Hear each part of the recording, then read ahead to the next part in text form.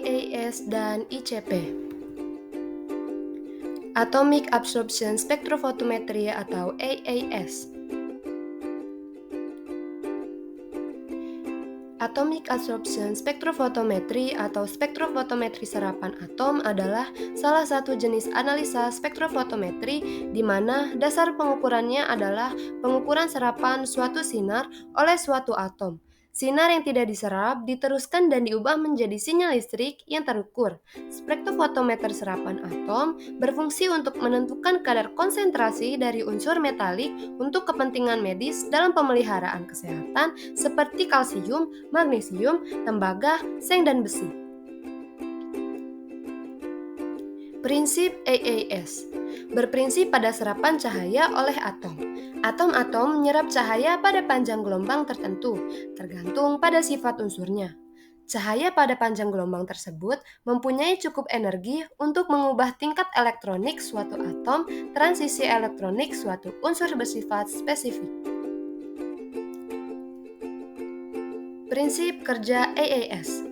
Lampu ditransmisikan untuk menentukan isi dari suatu analit dalam sampel yang diberikan harus dikabutkan. Atomizer paling umum digunakan saat ini adalah api dan elektrothermal atau tabung grafit atomizer. Atom kemudian harus disinari oleh radiasi optik, dan sumber radiasi bisa berasal garis elemen khusus sumber radiasi atau sumber radiasi kontinu. Radiasi kemudian melewati monokromator dalam proses untuk memisahkan radiasi elemen spesifik dari radiasi lain yang dipancarkan oleh sumber radiasi yang akhirnya diukur dengan detektor. Bagian-bagian AAS. Yang pertama, sumber radiasi resonansi. Sumber radiasi resonansi yang digunakan adalah lampu katoda berongga atau hollow cathode lamp atau Electrodeless Discharge Tube atau EDT. Yang kedua ada monokromator. Monokromator berfungsi untuk memisahkan radiasi resonansi yang telah mengalami absorpsi tersebut dari radiasi lainnya. Yang ketiga ada detektor.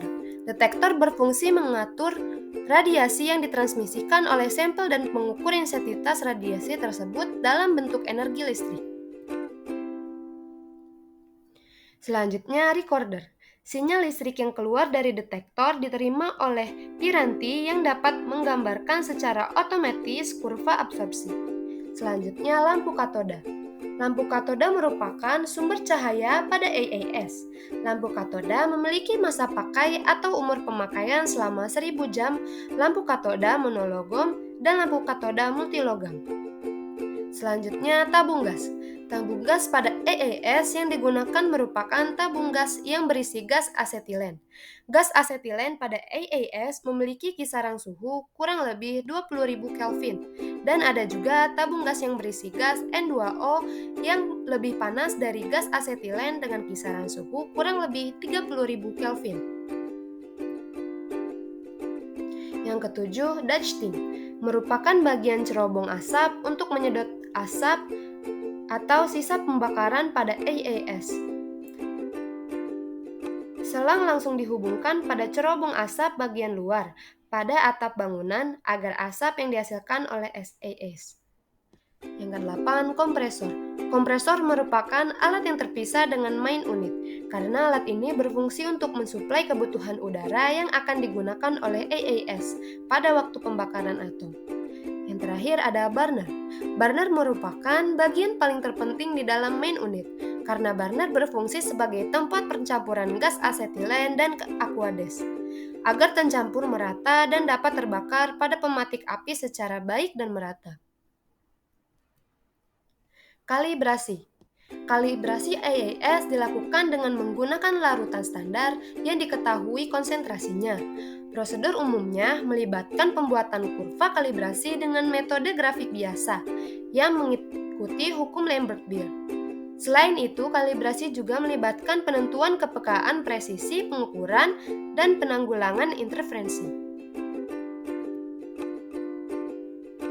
Kelebihan kalibrasi kurva disebut Seri larutan standar dengan berbagai konsentrasi dan absorbansi dari larutan tersebut diukur dengan AAS.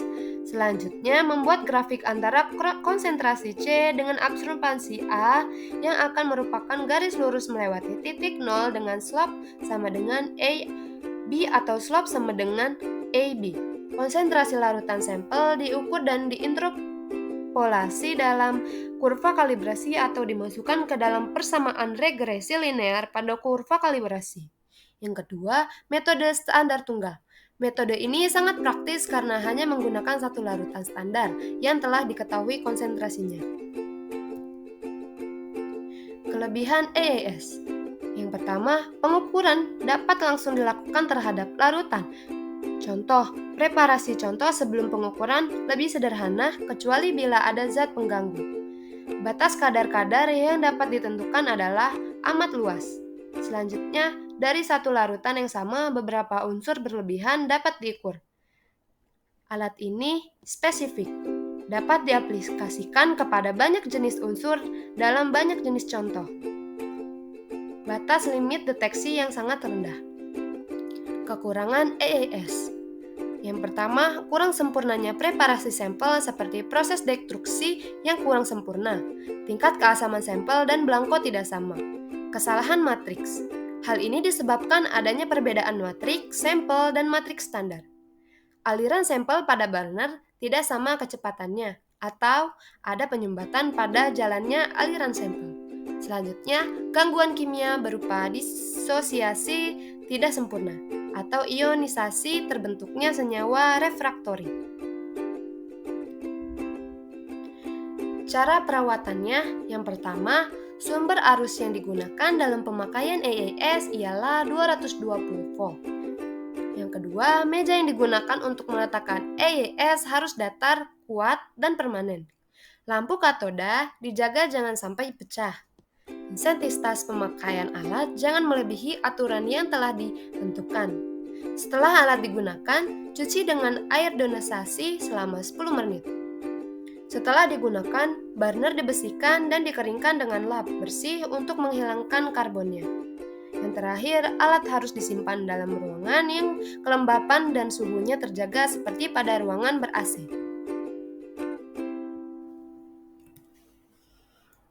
Inductively coupled plasma atau ICP.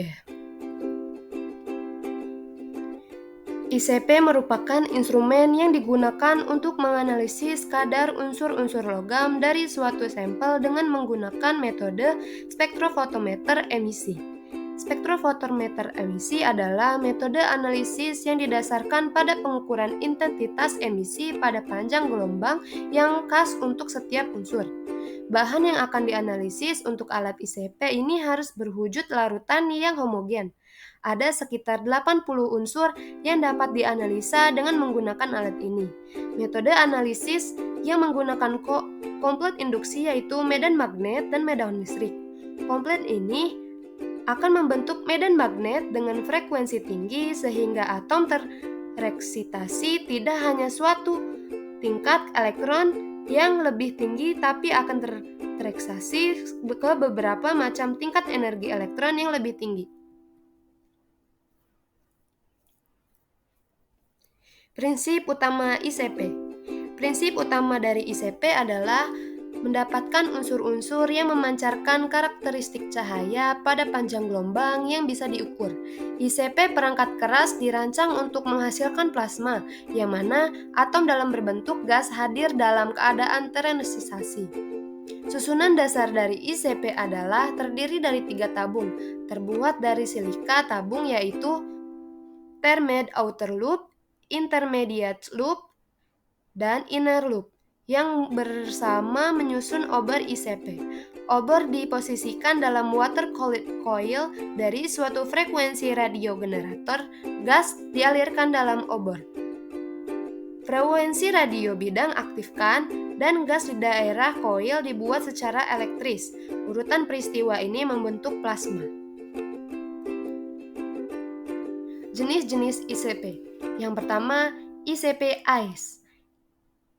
Inductively Coupled Plasma Atomic Emission Spectrophotometry atau ICP-AES adalah Salah satu dari beberapa elektrik analysis atau mixed spectroscopy atau ICP-AIS menggunakan plasma sebagai sumber atomisasi dan eksiasi dan kemudian pemancarannya yang dihasilkan unsur dengan mengukur intensitasnya.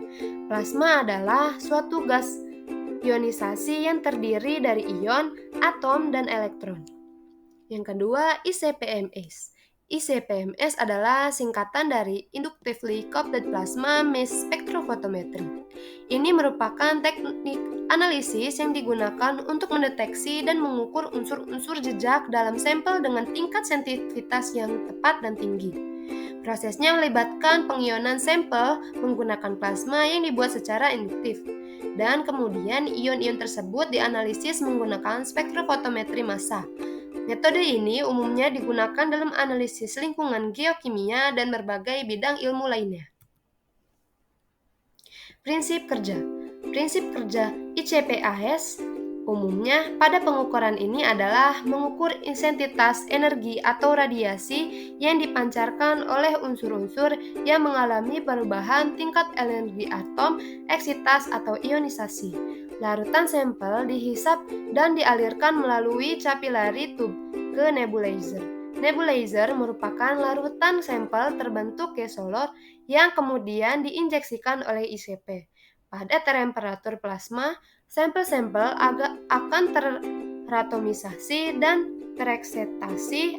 Atom yang tereksitasi akan kembali ke dalam awal ground state sambil memancarkan sinyal radiasi.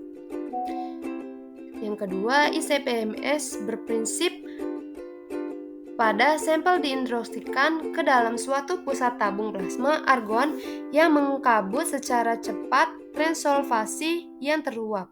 Selama transit melewati inti plasma, proses disosiasi dan ionisasi terjadi. Ion-ion teretraksi dari tabung pusat plasma menuju suatu pompa vakum antar fase. Kemudian ditransmisikan ke dalam spektrofotometer massa. Di dalam spektrofotometer dan massa ion-ion terpisahkan berdasarkan massa mereka terhadap rasio muatan. Bagian-bagian ICP. Yang pertama, plasma. Plasma sebuah gas terionisasi ketika obor dinyalakan medan magnet yang terkuat. Yang kedua, medan magnet. Sebuah medan magnet adalah medan sektor yang dapat memberikan satu gaya magnet pada muatan listrik bergerak dan pada dipol magnet. Yang ketiga, pompa plastik. Sebuah pompa peristaltik adalah jenis pompa berpindah positif digunakan untuk memompa bagian cairan. Nebulizer. Nebulizer berfungsi untuk mengubah cairan sampel menjadi aerosolusi. Selanjutnya, spray chamber. Spray chamber berfungsi untuk mentransportasikan aerosol ke plasma. Pada spray chamber ini, aerosol mengalami defossasi. Selanjutnya, RF generator. RF generator adalah alat yang menyediakan tegangan 700 sampai 1500 watt untuk menyalakan plasma dengan argon sebagai sumber gasnya. Yang selanjutnya, difraksi Kisi. Dalam optik, kisi difraksi adalah komponen optik dengan pola yang teratur yang terbagi menjadi beberapa sinar cahaya. Perjalanan di arah yang berbeda, di mana pemisahan menjadi komponen-komponen radiasi dalam spektrofotometer optik. Selanjutnya, fotomultiplier. Fotomultiplier merupakan sebuah tabung vakum dan lebih khusus lagi fototubes, di mana alat ini sangat sensitif terhadap detektor cahaya dalam berbentuk sinar ultraviolet, cahaya tampak, dan inframerah. Cara kalibrasinya. Kalibrasi dalam ICP melibatkan pembuatan kurva hubungan antara sinyal instrumen dengan konsentrasi unsur. Tahapannya melibatkan persiapan standar dengan konsentrasi yang diketahui. Pembuatan kurva kalibrasi dengan menggunakan standar tersebut menggunakan sampel yang tidak diketahui dan verifikasi secara berkala untuk memastikan akurasi dan hasil yang analisis.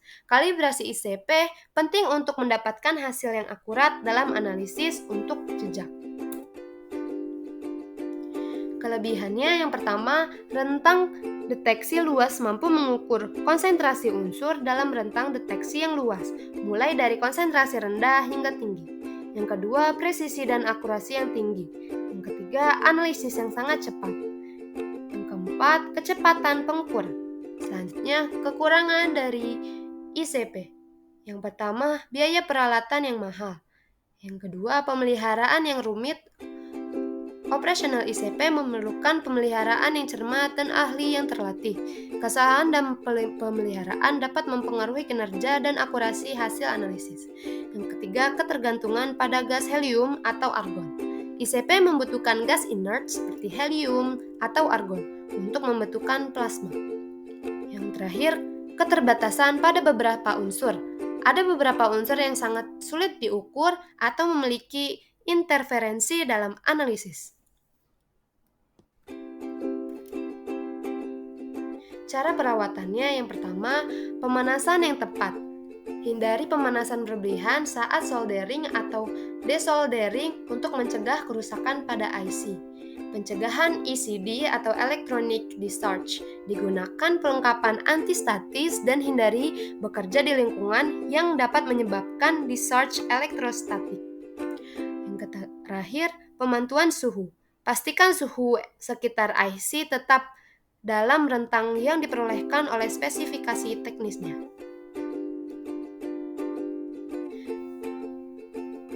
Hanya itu yang bisa saya sampaikan. Terima kasih.